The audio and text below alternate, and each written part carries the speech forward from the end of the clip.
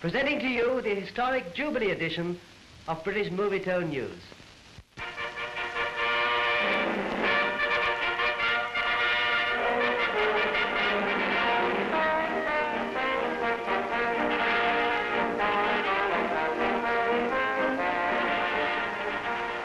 A golden day for the Silver Jubilee and the spectacle of a nation exalted. There are 3 processions starting from Buckingham Palace. The third is headed by the open carriage in which their Majesties ride. And as they emerge from the South Gate, listen to the tempestuous ovation roared by 10,000 excited voices.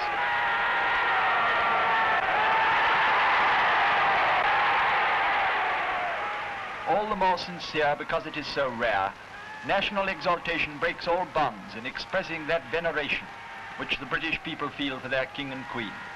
The glorious weather, the pomp and decorations, the contagious emotions of so vast a multitude, and finally, the pageantry of the procession, combine to produce the most impassioned demonstration of loyalty within memory.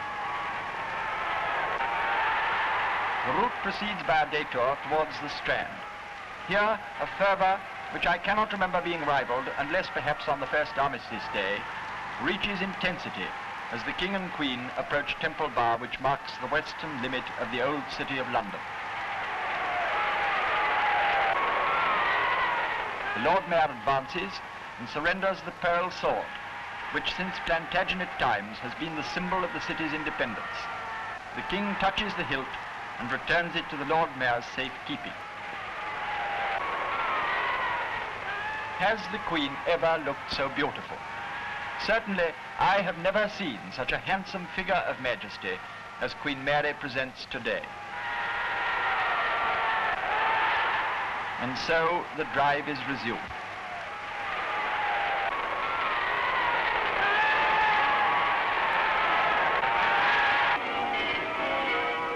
Already, the 2 other royal processions have reached St. Paul's. The Duke and Duchess of York with their little daughters arrive in the first carriage, and Princess Elizabeth lingers on the steps to take stock of the scene.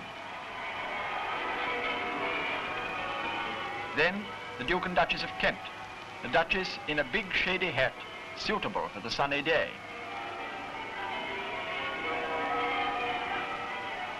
The Prince of Wales in the second procession salutes his aunt, the Queen of Norway, as she alights. And now, the bells of the city's noble cathedral, where Queen Victoria rendered thanksgiving for her golden and diamond jubilees, ring out to announce that her grandson comes to make similar homage for his own 25 years of faithful reign. He comes, King George V, with his devoted consort, hailed by the throbbing acclamation of an unnumbered multitude and heralded by a fanfare.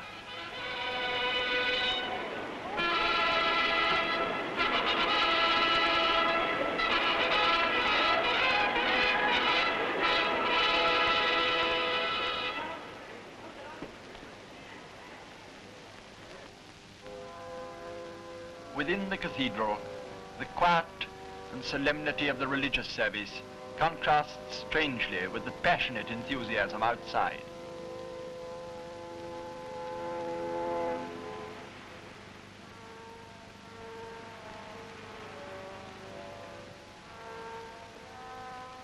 The service is finished.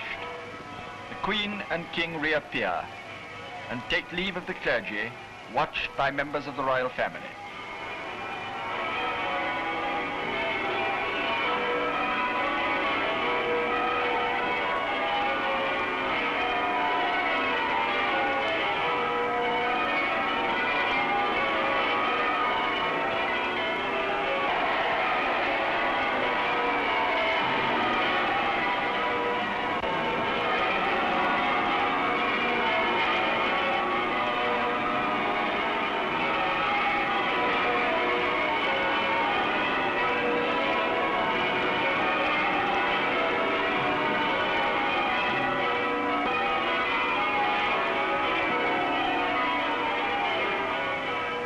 You and I, perhaps, were in that great assembly, or lined the route by which their Majesties drove back to Buckingham Palace. We stood or sat and watched and waited, and when the King and Queen passed, what did we do? Were our hearts too full for words, or did we shout with the multitude?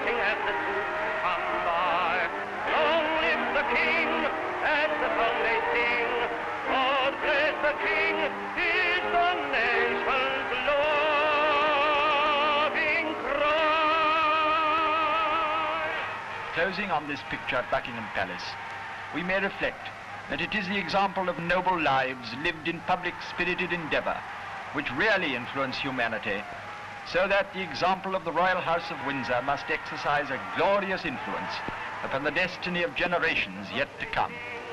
God bless the King, he's the nation.